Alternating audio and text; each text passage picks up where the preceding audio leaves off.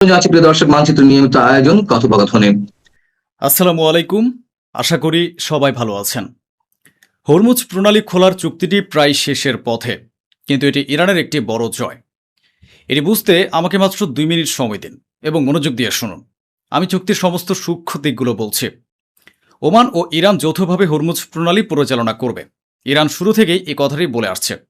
বিষয়টি এখন কিছুটা এরকম দাঁড়িয়েছে যে চুক্তিটা হতে চলেছে। হরমুজ খোলার সেই চুক্তি অনুযায়ী আমেরিকা স্বীকার করবে যে হরমুজ প্রণালী ইরানের এবং ওমানের অধিকারভুক্ত। আল্লাহু আকবার। এরপর চুক্তির মধ্যে বলা হয়েছে যে যখন কোনো জাহাজ আসবে সেটি ইরানের রুট দিয়ে আসবে, আবার যখন কোনো জাহাজ যাবে সেটি ওমানের রুট দিয়ে যাবে। কিন্তু ইরানের যদি কোনো আপত্তি থাকে তবে সে ওমানের রুটেও জাহাজ আটকাতে পারে। আল্লাহু আকবার। ইরানের জয়টি দেখুন এবং বুঝুন। সবচেয়ে বড় কথা হলো আমেরিকা স্বীকার করবে যে হরমুজ ইরানের। তবে কি ইরান হরমুজ প্রণালীতে টোল নেবে না? ইরান কি হেরে গেল? না না, শুনুন। কোনো না কোনোভাবে ইরান ঠিকই নেবে। ইরান এখন জাহাজগুলোর কাছ থেকে নয়, বরং যে দেশগুলোর জাহাজ সেখান থেকে যাতায়াত করবে, বিশেষ করে আরব দেশগুলোর জাহাজ, তাদের কাছ থেকে মাসিক বা বাৎসরিক ভিত্তিতে একটা মেইনটেন্যান্স চার্জ নেবে। এর বিনিময়ে ইরান জাহাজগুলোকে নিরাপত্তা ও সুরক্ষা দেবে, বিমার ব্যবস্থা করবে, জাহাজগুলোকে নিচে পার করে নিয়ে যাবে এবং জাহাজগুলোর নিরাপত্তার সমস্ত ব্যবস্থা নিজে করবে। এর পরিবর্তে সে আরব দেশগুলোর এবং ইউরোপের কাছ থেকে অর্থ ও ফি নেবে। আমি কি বলেছিলাম? ঘুরিয়ে বা পেঁচিয়ে ইরান ঠিকই টাকা আদায় করবে। এখন এতে আমেরিকা রাজি হচ্ছে। যখন এই সমস্ত বিষয় সম্পন্ন হবে তখন আমেরিকাকে তার ব্যারিকেডগুলো সরিয়ে নিতে হবে এবং হরমুজ প্রণালীকে পুরোপুরি স্বাধীনভাবে ইরানের নিয়ন্ত্রণে ছেড়ে দিতে হবে। এখন এই সমস্ত বিষয় শুরুতে ওমান রাজি ছিল না, কিন্তু এখন ইরানের এই চুক্তির বিষয়ে ওমান সম্পূর্ণরূপে ইরানের সাথে একমত এবং ইরানের পক্ষে আছে। আশ্চর্যের বিষয় হলো হরমুজ প্রণালীতে আমেরিকা যে ব্যারিকেডগুলো তৈরি করে রেখেছে তা সরিয়ে নেবে এবং ইরানের উপর যে নিষেধাজ্ঞাগুলো আরোপ করা আছে আমেরিকা তা তুলে নেবে। ইরান বন্ধুত্ব রক্ষায় অনেক এগিয়ে। কোনো চুনোপুটি যদি ইরানের সাথে বন্ধুত্ব না রেখে থাকে তবে তাকে আজ পর্যন্ত এর মাসুল দিতে হচ্ছে এবং হরমুজ প্রণালীতে তার জাহাজগুলোতে হামলা হচ্ছে। যাই হোক, বিষয়টি হলো এখন ইরান তার দুই বন্ধু চীন এবং রাশিয়াকে প্রস্তাব দিয়েছে যে আপনাদের জাহাজ ও দেশকে কোনো ফি বা ট্যাক্স দিতে হবে না, আপনারা সম্পূর্ণ স্বাধীন। এমনকি চুক্তি সম্পন্ন হওয়ার পর ইরান ভাবছে যে এই চুক্তির পর ইউরোপকে অনুমতি দেওয়া উচিত, যাতে তারা নিজেরাই এসে হরমুজ প্রণালীতে আমরা যে মাইনগুলো বিছিয়েছি সেগুলো নিজেরাই অপসারণ করে। আমরা নিজেরা তা সরাবো না। রয়টার্সকে বিশ্বের সবচেয়ে বড় সংবাদ মাধ্যমগুলোর একটি হিসেবে মান্য করা হয়। দেখুন রয়টার্স কি বলছে। তারা একটি অনুসন্ধানী প্রতিবেদন ছেপেছে যে আমেরিকার কাছে যত দীর্ঘ পাল্লার এবং বহু দূর পর্যন্ত আঘাত হানতে সক্ষম ক্ষেপণাস্ত্র ছিল তা সবই প্রায় শেষ হয়ে গেছে। আজ পর্যন্ত আমরা ভাবছিলাম ও শুনছিলাম যে ইরানের যুদ্ধে আমেরিকার ইন্টারসেপ্টরগুলো শেষ হয়ে গেছে। সে কথা বাদ দিন, ওগুলোতে শেষ হয়ে গেছে, কিন্তু আজকের খবর হলো আমেরিকার দীর্ঘপাল্লার ক্ষেপণাস্ত্রগুলো শেষ হয়ে গেছে। আসুন এবার সিএনএনের দিকে তাকানো যাক। সিএনএন তো বিশ্বের অন্যতম বৃহত্তম নিউজ প্ল্যাটফর্ম, যা আমেরিকার। তারা ছেপেছে যে আমেরিকার 80% ইন্টারসেপ্টর শেষ হয়ে গেছে। 80% ইন্টারসেপ্টর শেষ এবং থার্ড এয়ার ডিফেন্স সিস্টেমের অর্ধেকেরও বেশির অংশই আমেরিকা ইরানের যুদ্ধে ব্যবহার করে হারিয়ে ফেলেছে। সুধী মণ্ডলী, এখানে 3জনকে দেখা যাচ্ছে। মাঝখানে যিনি আছেন তিনি একজন কুর্দি জেনারেলের ছেলে এবং পাশে যে প্রবীণ ব্যক্তি আছেন তিনি কুর্দি জেনারেল। তিনি ইরাকে থাকেন এবং কুর্দিস্তানের অত্যন্ত প্রভাবশালী জেনারেল। বলা হচ্ছে এর ছেলেকে হত্যার চেষ্টা করা হয়েছে। বর্তমানে তিনি আহত।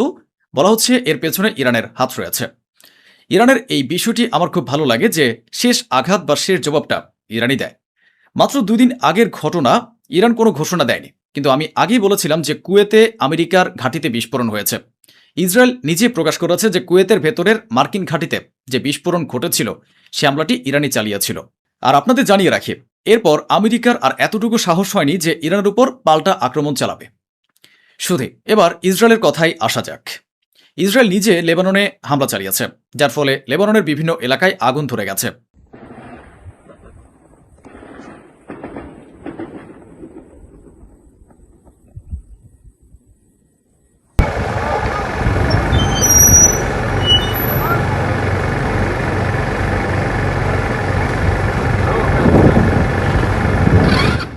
এখন লেবাননের প্রধানমন্ত্রীর যে বক্তব্য শুনবেন তা শুনে আপনারা তার মানসিকতা বুঝতে পারবেন। ইসরায়েল অবিরাম লেবাননের উপর হামলা চালিয়ে যাচ্ছে, আর লেবাননের প্রধানমন্ত্রী বলছেন যে এই সমস্ত ঘটনা হিজবুল্লাহর কারণে ঘটছে। হিজবুল্লাহ আমাদের ভূমি ব্যবহার করে ইসরায়েলের উপর হামলা চালাতো এবং আজ ইসরায়েল লেবাননের বিভিন্ন এলাকায় হামলা চালাচ্ছে, যার একমাত্র কারণ হিজবুল্লাহ। আর আমার এই কথাটা লিখে রাখুন এবং ভিডিও সেভ করে রাখুন।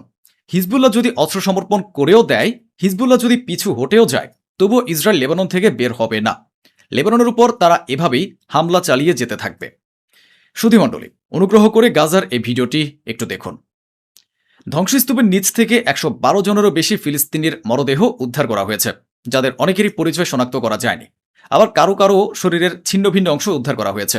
অত্যন্ত কষ্ট করে আজ তাদের দাফন সম্পন্ন করা হয়েছে।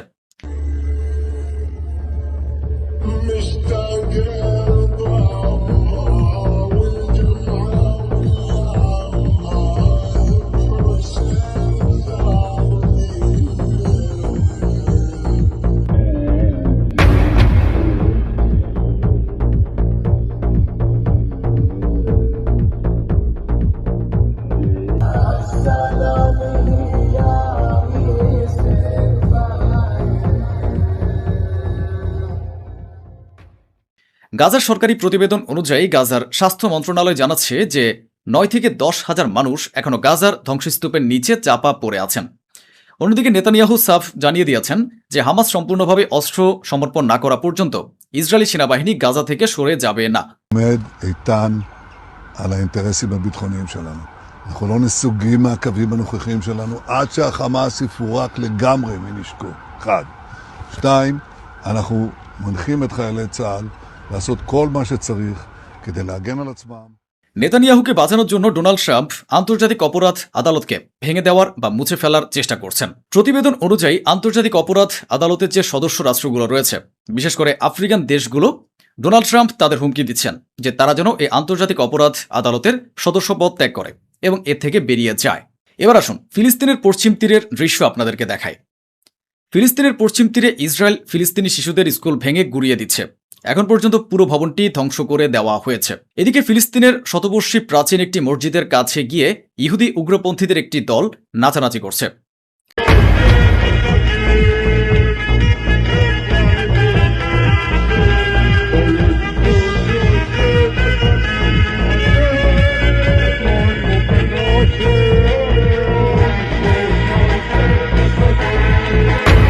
সুধী, বোর্ড অব পিস যখন ইসরায়েলি হামলার নিন্দা জানালো তখন নেতানিয়াহুর উপর চাপ সৃষ্টি হয় এবং নেতানিয়াহু বলেন, ঠিক আছে, এখন আমরা গাজায় তখনই হামলা চালাবো যখন আইডিএফ এর প্রধান অনুমোদন দেবেন।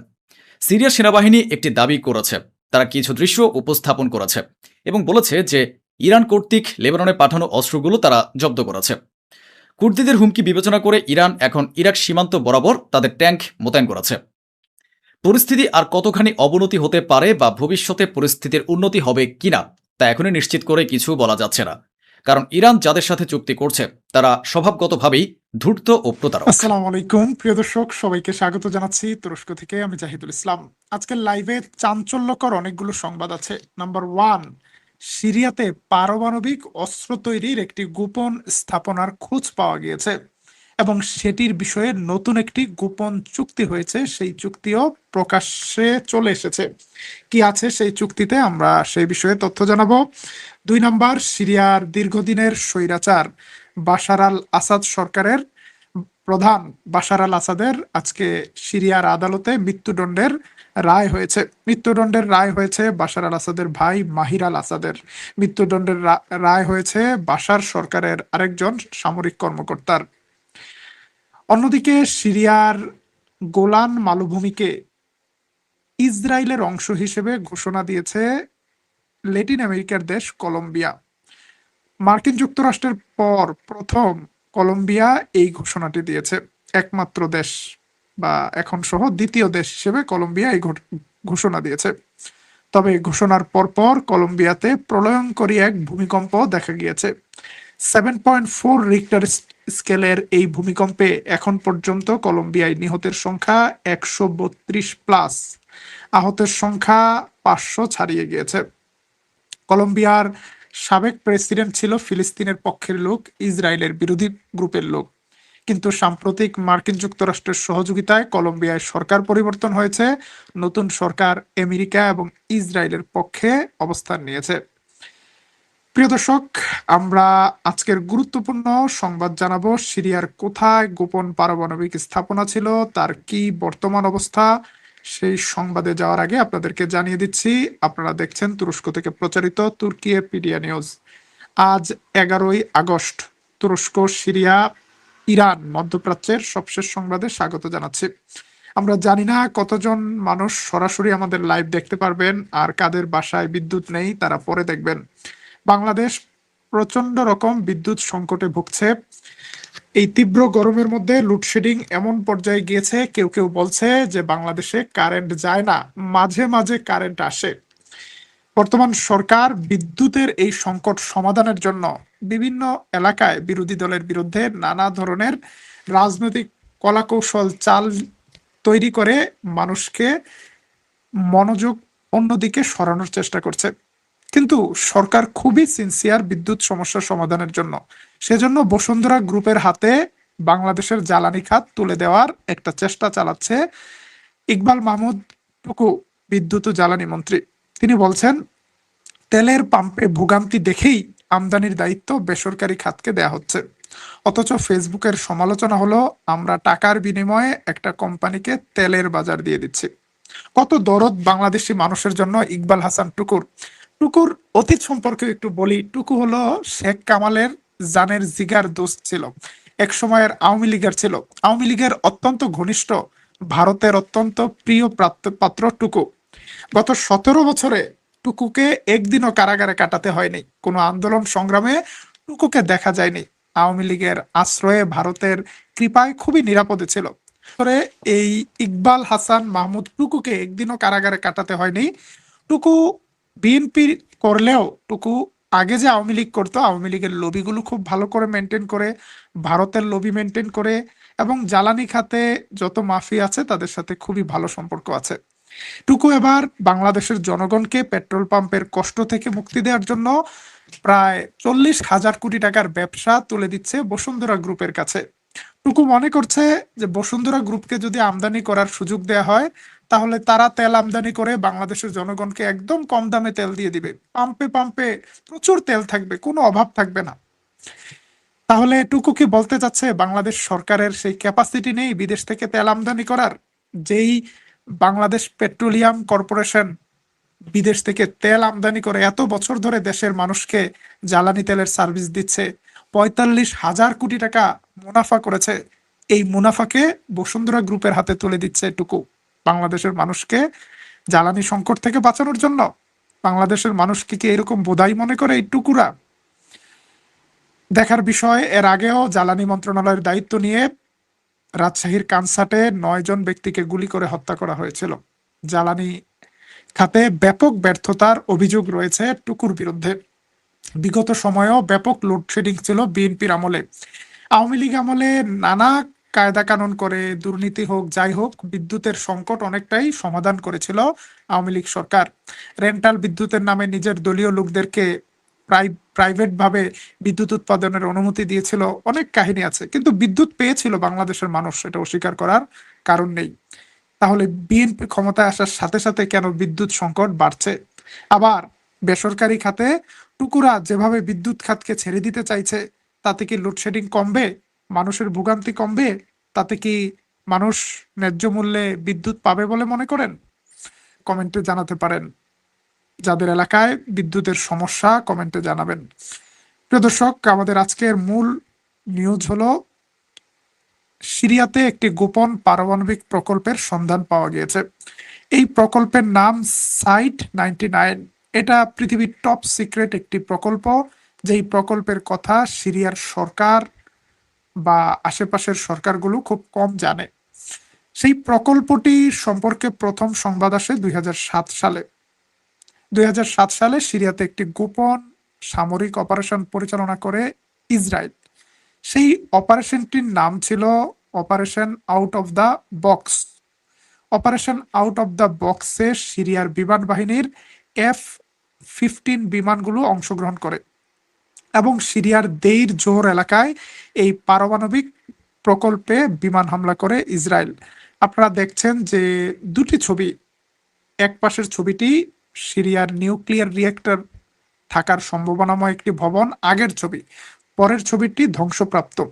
2007 সালেই এই প্রকল্পটিকে ইসরায়েল ধ্বংস করে দেয় এবং 2018 সালের দিকে এই এলাকাটির দায়িত্ব নিয়ে নেয় এসডিএফ নামক কুর্দি বাহিনী।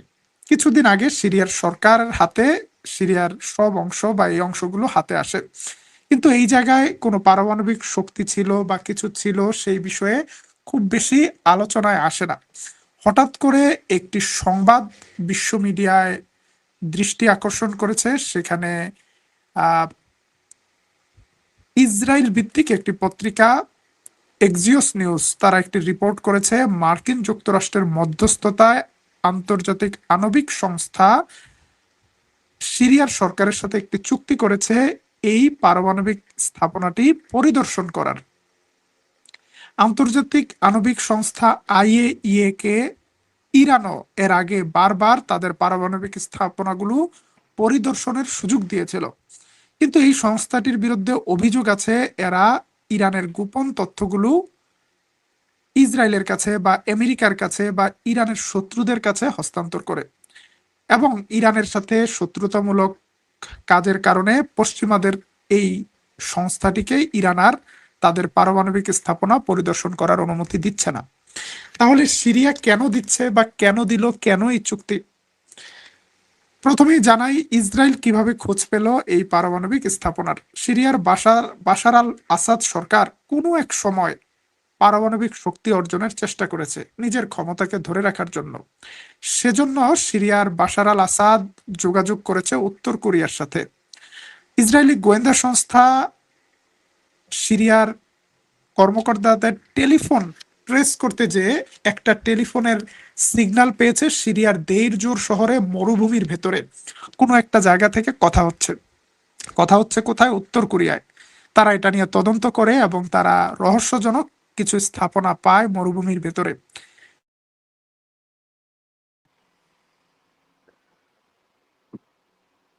এবং ধারণা করে যে এই স্থাপনাগুলোতে পারমাণবিক মানে প্রযুক্তির কোনো একটা স্থাপনা চলতে পারে। সে কারণে ইসরায়েল একটা গোপন অপারেশনের পরিকল্পনা নেয়, এবং সেই পরিকল্পনা অনুযায়ী 2007 সালেই তারা এখানে হামলা করে ধ্বংস করে দিয়েছে। এবং সিরিয়ার নতুন সরকার ক্ষমতায় আসার পর তারা আরেক দফা হামলা করে এই প্রকল্পের প্রবেশ পথগুলো বন্ধ করে দেয়।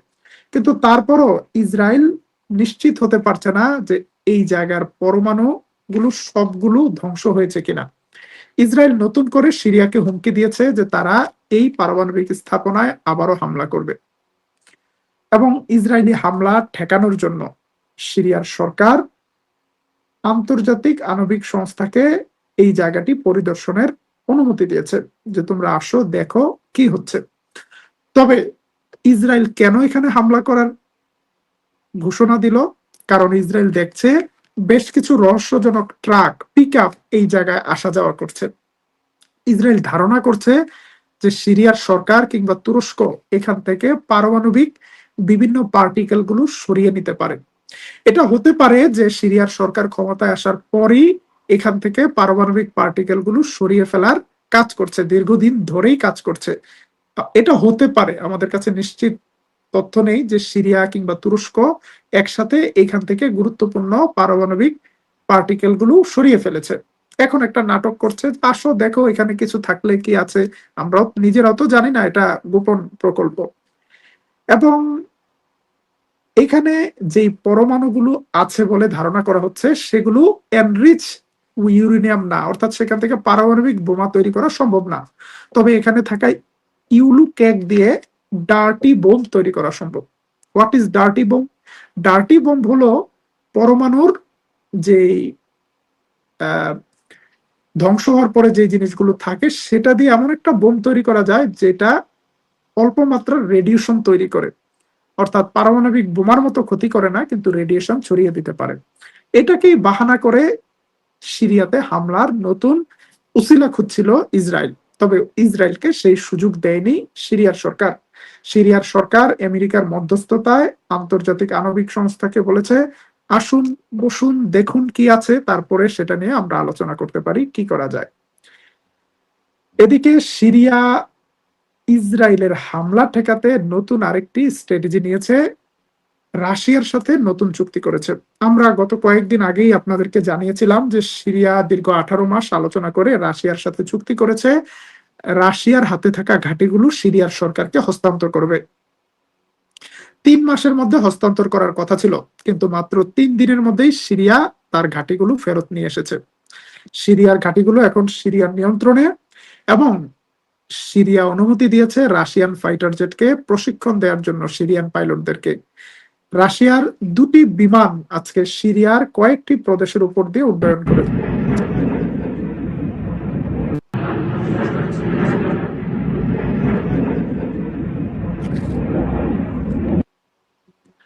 এর মাধ্যমে সিরিয়া ইসরায়েলি মিলিটারিকে একটা মেসেজ দিচ্ছে যে সিরিয়া প্রয়োজনে রাশিয়া থেকে বিমান বাহিনী সংগ্রহ করতে পারে, রাশিয়ার সাপোর্ট নিতে পারে। সিরিয়ার আকাশে সিরিয়ার অনুমতি ছাড়া অন্য কোনো বিমানকে ঢুকতে দেয়া হবে না। এখন পর্যন্ত ডিপ্লোম্যাটিক ওয়েতেই সিরিয়া তাদের আকাশ রক্ষার চেষ্টা করে যাচ্ছে। প্রিয় দর্শক, আমাদের কাছে সংবাদ আছে ইরানের নতুন সরকার অর্থাৎ মুস্তফা খামেনি ইরানের সেনাবাহিনীতে ব্যাপক রদবদল করেছে। ইরানের সেনাবাহিনীর চিফ অফ স্টাফ হিসেবে মেজর জেনারেল আলী আব্দুল্লাহ কে দায়িত্ব দেওয়া হয়েছে। ইরানের আইআরজিসির প্রধান হিসেবে এখনো দায়িত্ব পেয়েছেন ব্রিগেডিয়ার জেনারেল আহমাদি, যিনি আগে ব্রিগেডিয়ার জেনারেল ছিলেন, তাকে এখন মেজর জেনারেলে প্রমোশন দেওয়া হয়েছে। ইরানের নৌবাহিনীর নতুন প্রধানের দায়িত্ব দেওয়া হয়েছে একজনকে। ইরানের সশস্ত্র বাহিনীকে নতুন করে ঢেলে সাজাচ্ছে ইরান। আবার মার্কিন প্রেসিডেন্ট ডোনাল্ড ট্রাম্পকেও বলছে হরমুজ প্রণালী খুলতে হলে আমাদের সাথে আলোচনায় আসতে হবে, আমাদের 4টি শর্ত পূরণ করতে হবে। হরমুজ নিয়ে এখনো অনিশ্চয়তা রয়ে গিয়েছে। মার্কিন প্রেসিডেন্টকে সাংবাদিকরা জিজ্ঞেস করেছেন হরমুজ প্রণালী কখন খুলবে। ডোনাল্ড ট্রাম্প বলছে হরমুজ প্রণালী তো খোলাই, কিন্তু হরমুজ প্রণালীতে আসলে জাহাজ চলাচল করতে পারছে না। গতকালও হরমুজ প্রণালীতে একটি জাহাজে হামলা করা হয়েছে ওমানের উপকূলে। প্রিয় দর্শক, এর মধ্যে নতুন উত্তেজনা বেড়েছে ইয়েমেনে। ইয়েমেনের মুখা বন্দরে আবারও হামলা চালিয়েছে আনসারুল্লাহ হুতি বাহিনী। বিশেষ করে সৌদি সমর্থিত বাহিনীর বিভিন্ন স্থাপনায় একের পর এক হামলা চালিয়ে যাচ্ছে ইয়েমেনের আনসারুল্লাহ হুতি বাহিনী।